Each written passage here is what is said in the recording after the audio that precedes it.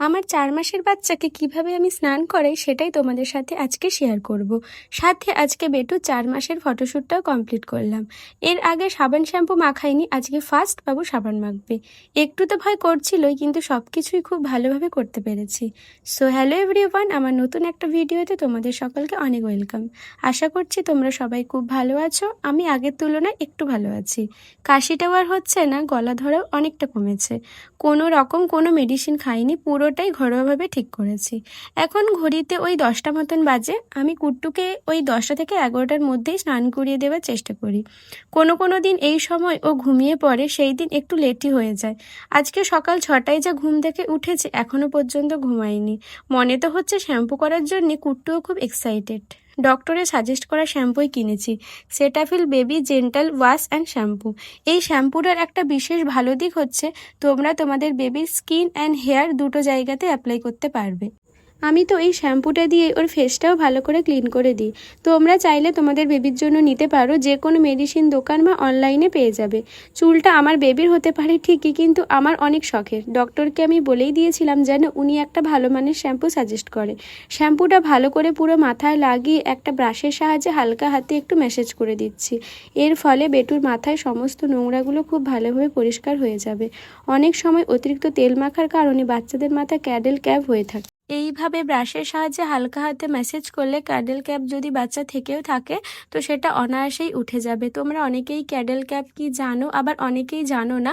যারা জানো না তাদেরকে বলে দিচ্ছি হালকাভাবেই, যে বাচ্চার মাথায় অতিরিক্ত তেল ব্যবহার করার কারণে তেলগুলো জমে না আঠালো টাইপের, মানে মাথায় জমে যায়, সেগুলোকেই ক্যাডেল ক্যাপ বলে। তো ওই ক্যাডেল ক্যাপ যদি দীর্ঘদিন থেকে থাকে, তো বাচ্চার মাথায় ঘা হয়ে যাওয়ার সম্ভাবনা থাকে। তোমাদের বাচ্চার যদি এরকম দেখো, তো অবশ্যই ডক্টরকে জিজ্ঞেস করবে। আমার বাচ্চার বা সেরকম কোনোদিনও হয়নি, শুধু কপালে একবার হালকা মতন একটু হয়েছিল। তো ডক্টরকে দেখিয়েছিলাম, উনি বললেন যে এটা ক্যাডেল ক্যাপ, কিন্তু মানে সেরকম মাথায় তো হয়নি। তো আমাকে তেলে হালকা ভিজিয়ে রাখতে বলেছিলেন, তারপরে হালকা চিরুনি দিয়ে একটু ঘষতেই উঠে গিয়েছিল। আমার বাচ্চার খুবই সামান্যই হয়েছিল, তাও মাথাতে না, কপালে। বেটু কিন্তু শ্যাম্পু করাটা খুব ভালোই এনজয় করছে। জন্মের পর থেকে আজকেই ফার্স্ট ও শ্যাম্পু করছে। আমি তো ফার্স্টে ভেবেছিলাম ও হয়তো কান্না করবে বা ঘাবড়ে যাবে, বিরক্তি হবে, কিন্তু ওর মুখটা দেখে তোমরা নিশ্চয়ই বুঝতেই পারছো যে ওর কতটা মজা লাগছে।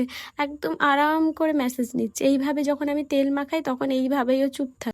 এতক্ষণ পর্যন্ত তো ঠিকই ছিল, কিন্তু যখন আমি ওর মাথায় জল দিয়ে ওয়াশ করছিলাম, এত পরিমাণ ভয় করছিল। মাঝে মাঝে একবার করে মাথাটা নাড়িয়ে দিচ্ছিল।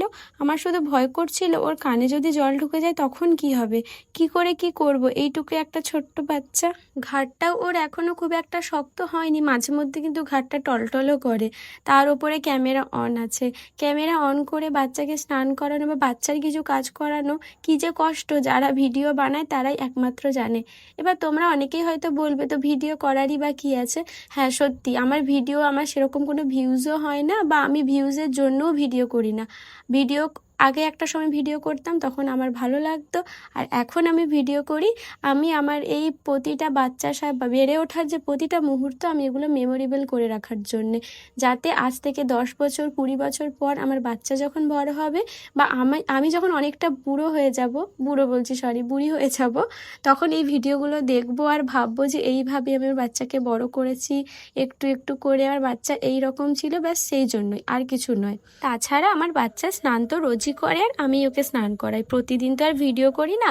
আজকে আরও মেন ভিডিওটা করছি যে আমার বাচ্চা লাইফে ফার্স্ট টাইম সাবান শ্যাম্পু মাখছে। তো ওকে শ্যাম্পু করানোর পরে ভালো করে মাথাটা পরিষ্কার করে মুছিয়ে দিয়েছি। ভেজা মাথায় বেশিক্ষণ থাকলে যদি ওর আবার ঠান্ডা লেগে যায়, এখন তো ওয়েদারে ঠিক নেই।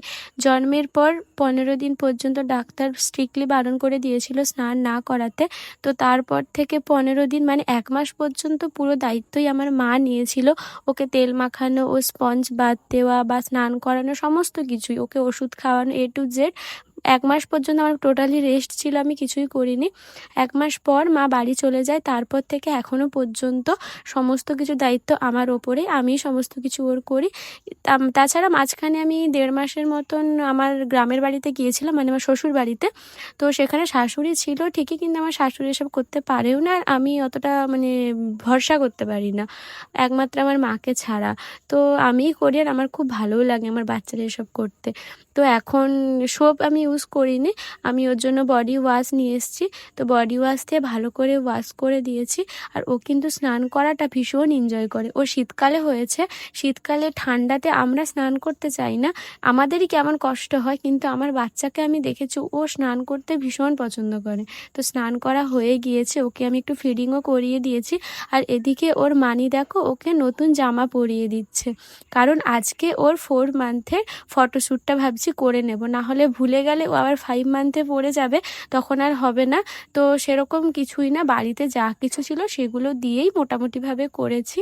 তো এই গার্ডার ক্লিপস এগুলো সমস্ত কিছুই ওর জিনিস দিয়েই মোটামুটি একটু সাজিয়ে করেছি। ইচ্ছে তো আছে যে এর পরের যে ফটোশ্যুটগুলো ভালোভাবে করার। 4 লেখাটা দেখে তোমরা আবার কেউ হেসো না, আমি ডেকোরেশন করছিলাম, তারপর বাচ্চাটা কান্নাকাটি করছিল, তোকে আমি ফিডিং করাচ্ছিলাম আর বোনকে বলেছিলাম যে তুই 4টা লিখে দে। তো ও 4টা এইভাবেই লিখেছে। আমি না সেই সময় তাড়াহুড়োতে এতটা খেয়াল করিনি, পরে ভিডিওটা এডিট করার সময় দেখছি, তো আমার নিজেরই হাসি লাগছে, কিন্তু এখন তো আর কিছু করার নেই, সমস্ত কিছুটাই হয়ে গিয়েছে। তো আজকের ভিডিওটা এই পর্যন্ত। এবার বাচ্চার ফটোগুলো কেমন লাগলো অবশ্যই কমেন্টে জানিও। বাই।